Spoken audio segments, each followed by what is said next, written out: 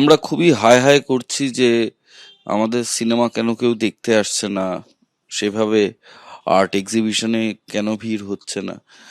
আসলে আমাদের spending capacity বলে কিছু আর নেই। পশ্চিমবঙ্গ আসলে একটি গ্লোরিফাইড বৃদ্ধাশ্রম।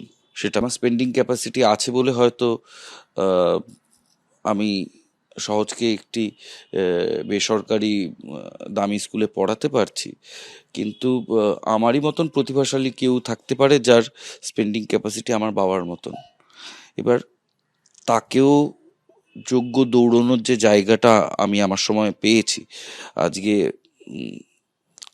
পরমব্রত পাঠভবনের মতো স্কুলে পড়েছে, কিন্তু আমি, ঋত্বিক চক্রবর্তী, অনির্বাণ, আমরা সবাই সরকারি স্কুলে পড়েছি। কিন্তু আমরা কেউ কারোর থেকে পিছিয়ে স্টার্ট করিনি, আমাদের পড়াশোনার মান এতটা ভালো ছিল।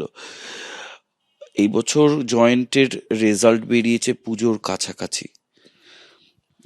এই সব কিছু আমরা দেখতে পাচ্ছি না, এবং সবটাই পাইয়ে দেওয়ার একটা রাজনীতি, একটা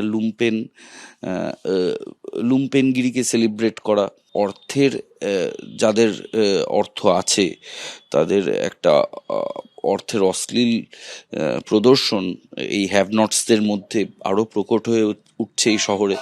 ফাঁপা হয়ে যাচ্ছে, আমাদের রাজনৈতিক বিচারবোধ ক্রমশ তলানিতে গিয়ে ঠেকছে, এবং আমরা একটা মেসি সিচুয়েশনে আছি গোটা বিষয়টা নিয়ে। সেটা মেসির আশাতেও বোঝা গেল। তো আমাদের মনে হয় চোখ খোলা দরকার যে যেটা হচ্ছে সেটা ঠিক হচ্ছে না, এবং অনেক দেরি হয়ে গেছে। আর দেরি হয়ে গেলে আমরা ভবিষ্যৎকে কি মুখ দেখাবো আমরা জানি না।